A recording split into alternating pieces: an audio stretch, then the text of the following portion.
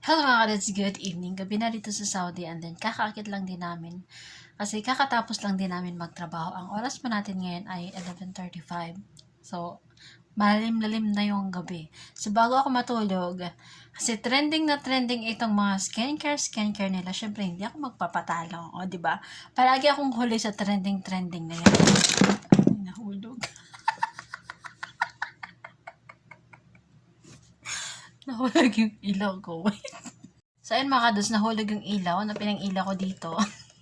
Kasi for the vlog ang person. So, ayan. Naghugas na ako ng pagmumukha. Makikisabay tayo sa mga, madami akong nakikita sa newsfeed ko na skincare routine, ganyan-ganyan. So, ako naman, gaya-gaya ang person, gagayahin natin sila. Kakaiba nga yung natin. Kasi, itong skincare natin for today's video, for tonight's pala, ay, pa to? Mga 70s, 80s, 90s. Mga sinaunang tao yung mga gumagamit na ito. Hanggang ngayon, buhay na buhay pa rin. So, ayan. At first, hinugasan ko na yung mukha ko. Kung ano yung pinagsabon ko sa katawan ko, yun din yung pinagsabon ko sa mukha ko. Wala tayong arte-arte dito kasi wala tayong pambili. So, ayan. Pagkatapos kong nahugas, syempre, tayo, skinol. Napakatagal na nito. Bata pa lang ako, ginagamit na to ng nanay ko. Diba? So, yan. Mag-skinol tayo. Madami akong chismis.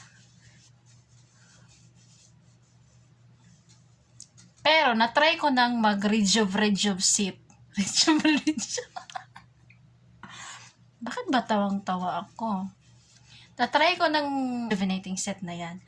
Yung unang nag-trending, ano yon? Yung, sino ba yun? Sino ba yung CEO na yon? Sino ba yun? Yung yung Brilliant. Nag-trending yung Brilliant, tinry ko siya. Napaka-hapdi niya sa mukha, pero nag-work siya sa akin. As in, sobrang kinis ng pagmumukha ko, nawala yung mga chismis ko sa mukha. Pero tinigil ko siya kasi nagkaroon ako ng dito. Hanggang ngayon meron pa rin. Tinigil ko siya.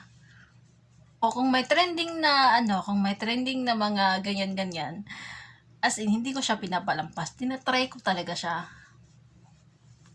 Tapos, itong last na tinry ko, salin natin yung leeg. Itong last na tinry ko ay si Rosemar. Hindi siya nag-work sa akin. Walang pagbabago. Hindi ko alam. Baka kasi sobrang kapal na talaga ng pagmumukha. Kaya hindi siya, di naman utlan no grade jump. So, ayan. Pagkatapos nating kung sa iba, madami silang pinaglalagay. Ako naman, pagkatapos ng cleanser, agad? Cream agad, oy. Di na magdugay-dugay. So, ayan. Ang ginagamit ko ay, ayan. Huhulaan nyo na lang kung anong pangalan yan. Basta yan. Dalawa to, yung pink, tapos itong red, yung ginagamit ko. Diba? Sinauna to. Huwag kayong dyan. O, diba? Puting-puti. Maragin mo sa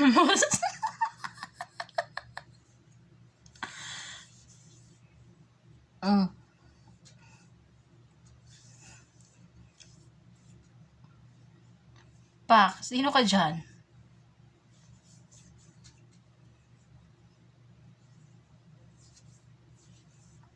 Siyempre, isahin natin yung leeg. Tawang-tawa. Hindi ko alam kung i-upload ko to.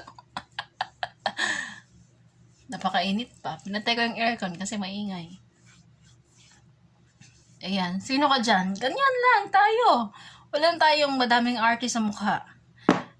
Reality tayo dito. So, ayan. Pak, sino ka dyan? Okay naman. Ganun yung ginagamit ko. Oh.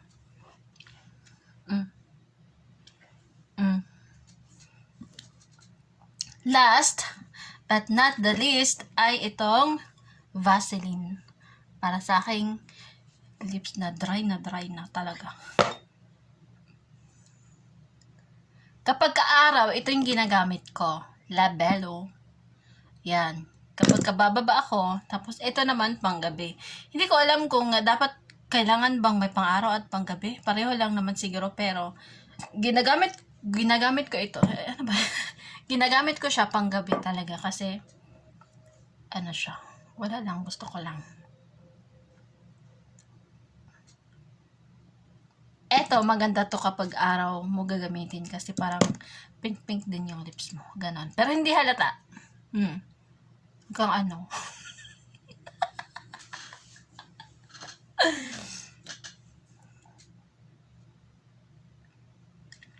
Ganyan lang.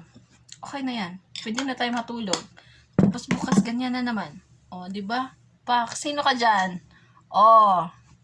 Wait lang, ayusin natin yung buhok natin.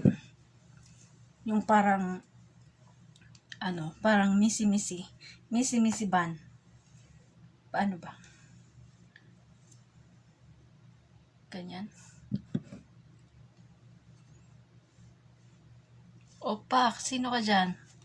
Sino nanay emoji ba? So, yun lang mga kadusala kung magawaan din. Wala din ako content. Bye-bye!